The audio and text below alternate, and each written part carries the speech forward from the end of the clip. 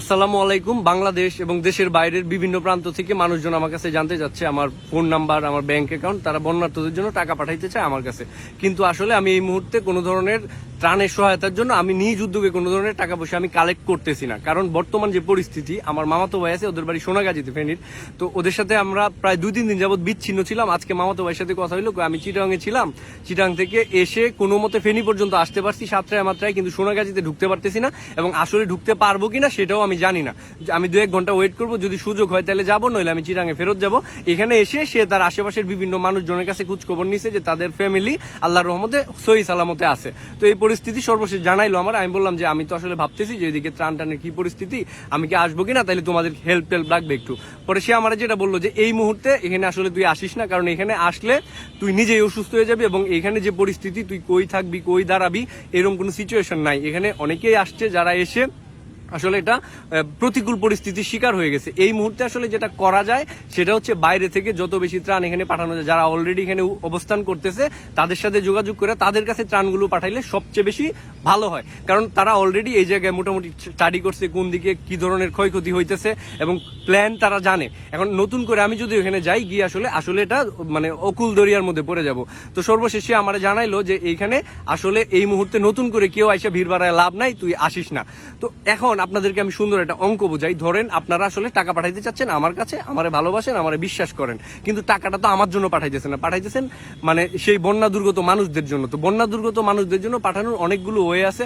আপনি যদি বলেন যে কোন সংগঠনের, কোন অর্গানাইজেশনরে আমার বিশ্বাস, ব্যক্তিগতভাবে আমি ট্রাস্ট করি, সেটাও আমি বলতে পারি। তবে আমি অঙ্কটা যদি বলি, ধরেন আপনারা আমারে বিশ্বাস করেন, আমি আজকে বললে, আমি যদি ফোন নাম্বার দেই, আপনারা মোবাইল ব্যাংকিং এর মাধ্যমে হয়তো আমার 1 লাখ টাকা পাঠাবেন। ধরে নিলাম 1 লাখ টাকা আপনারা পাঠাইলেন। মোবাইল ব্যাংকিং এর মাধ্যমে বেশি পাঠাবেন, কারণ এটা খুবই ইজি। 50 টাকা 100 টাকা করে পাঠানো যায়, ব্যাংকে যাইতে হয় না, হাবিজাবির কোনো ঝামেলা নাই। তো এর মধ্যে আমি যখন এই জিনিসটা ক্যাশ আউট করতে যাব, তখন কিন্তু এখান থেকে প্রায় 2% আমার কাটে নেবে, মানে প্রায় 2000 টাকা আমার এখান থেকে চলে যাবে। আপনি যখন আমার টাকাটা পাঠাবেন, সেখানেও আপনার 5 টাকা করে বেশি কাটবে। তো এই যে আলটিমেটলি আপনি 1005 টাকা দিলে আমার কাছে আসতেছে 1000 টাকা, এটা ক্যাশ আউট করতে গেলে আরো কমে যেতেছে 20 টাকা।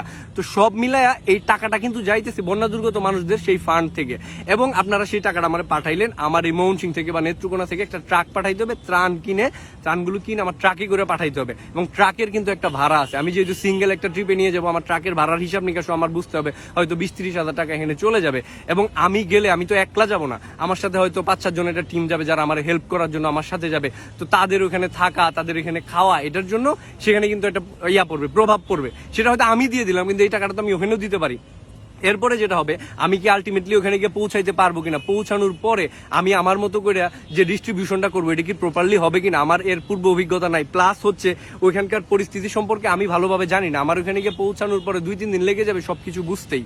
তো এই মুহূর্তে আমাদের যেটা করণীয়, সেটা হচ্ছে আমরা বাংলাদেশের বা পৃথিবীর যে প্রান্তেই আসি না কেন, সেখান থেকে আমরা খুব সুন্দরভাবে ত্রাণ পাঠিয়ে দিতে পারি। এরকম একটা প্ল্যাটফর্মের নাম আমি বলতে পারি, সেটা হচ্ছে আসুন্না। আসুন্নায় যদি আপনারা পাঠান, আমি ব্যক্তিগতভাবে মনে করি যে এখন পর্যন্ত যারা কাজ করতেছে তাদের মধ্যে ট্রাস্টেড একটা নাম যদি বলি, সেটা হচ্ছে আসুন্না। তো এখানে যদি আপনারা পাঠান মোবাইল ব্যাংকিং এর মাধ্যমে, অ্যাপস এর মাধ্যমে, সেটা হচ্ছে একদম যত টাকা পাঠাবেন তত টাকায় তাদের কাছে যাবে, এবং তারা অলরেডি যেহেতু এখানে কাজ করতেছে, এটা প্রপার চ্যানেলটা তারা জানে, কিভাবে মালটা এখান থেকে যাবে, ওখানে কিভাবে ডিস্ট্রিবিউট হবে, কোন এলাকায় কি পরিমাণ ক্ষতি হইতেছে, কোন এলাকার প্রায়োরিটি দেওয়া উচিত, সেইভাবে তারা কাজটা করতে পারবে। আমাদের আলটিমেট উদ্দেশ্য হচ্ছে সমস্যাগ্রস্ত মানুষদেরকে সহায়তা করা। সেটার জন্য এটা খুব দারুণ একটা উদ্যোগ হইতে পারে, দারুণ একটা ওয়ে হইতে পারে।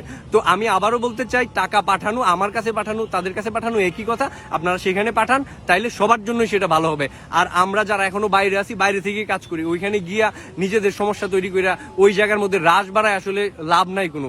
এই মুহূর্তে আমাদের সবার জায়গা থেকে কাজ করা উচিত। আমরা যে ক্যাম্পাসে আছি, যে এলাকায় আছি, বা আমরা যেখানে অফিস করতেছি, আশেপাশে সবারই ইনফ্লুয়েন্স করে সে আসুন্না বা বিশ্বাসযোগ্য যে কোনো ট্রাস্টেড প্ল্যাটফর্মে, যাকে আপনি বিশ্বাস করেন, সেই প্ল্যাটফর্মে আপনারা টাকা পাঠান, তাইলেই সবার জন্য সেটা উপকার হবে।